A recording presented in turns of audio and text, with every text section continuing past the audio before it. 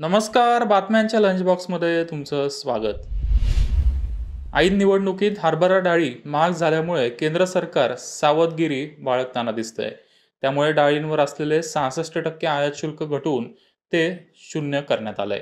तसेच हरभरा डाळीच्या आयातीसाठी 31 मार्च 2025 पर्यंत परवानगी देखील देण्यात आली आहे. यंदा हरभऱ्याच्या उत्पादनात घट झाली आहे. 120 लाख टन उत्पादनाचा अंदाज असताना प्रत्यक्षात मात्र 90 लाख टनापर्यंतच उत्पादन होण्याची शक्यता आहे. उत्पादन घटल्याने हरभऱ्याला 5,700 ते 6,000 रुपयापर्यंतचा भाव मिळतोय.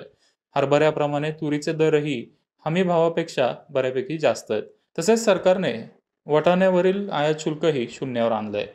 वाटाण्याच्या आयातीला 31 ऑक्टोबरपर्यंत मुदतवाढ देण्यात आली आहे. चालू आर्थिक वर्षासाठी भारताच्या सकल देशांतर्गत उत्पादन म्हणजेच GDPच्या वाढीचा अंदाज 6.5% वरून वाढवून 7.1% नेण्यात आलाय. इंडिया रेटिंग्स अँड रिसर्च या पतमानांकन संस्थेने हा सुधारित अंदाज वर्तवलाय. इंडिया रेटिंग्सने वर्तवलेला सुधारित अंदाज हा चालू आर्थिक वर्षातील विकास दराच्या रिझर्व्ह बँकेच्या नवीन अपेक्षेपेक्षा थोडा जास्त आहे.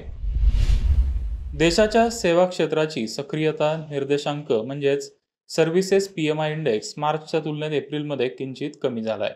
तरीही सेवा क्षेत्रातील वाढ कायम राहणार आहे. भारतातील सेवा व्यवसायातील खरेदी व्यवस्थापकांचा कल दर्शवणारा HSBC इंडिया सर्व्हिसेस PMI निर्देशांक एप्रिल महिन्यात 60.8 वर नोंदला गेला होता. मार्चमध्ये हा आकडा होता 61.2.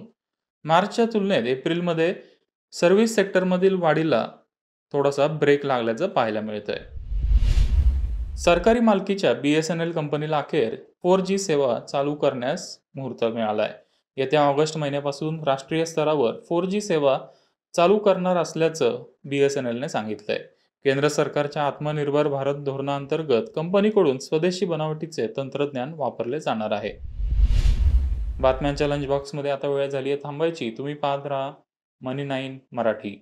सोनं, bank deposit, real estate, mutual funds, shares आणि इतर गुंतवणुकी संदर्भात तुमच्या मनात काही प्रश्न आहेत का? काळजी करू नका. आता तुम्ही हे प्रश्न थेट अर्थविश्वातल्या तज्ज्ञांना विचारू शकता आणि तेही अगदी मोफत. मनी 9 ॲप डाउनलोड करा आणि लगेच तुमच्या मनातल्या प्रश्नांचे उत्तरं जाणून घ्या. प्रश्न तुमचे, उत्तरं तज्ज्ञांचे.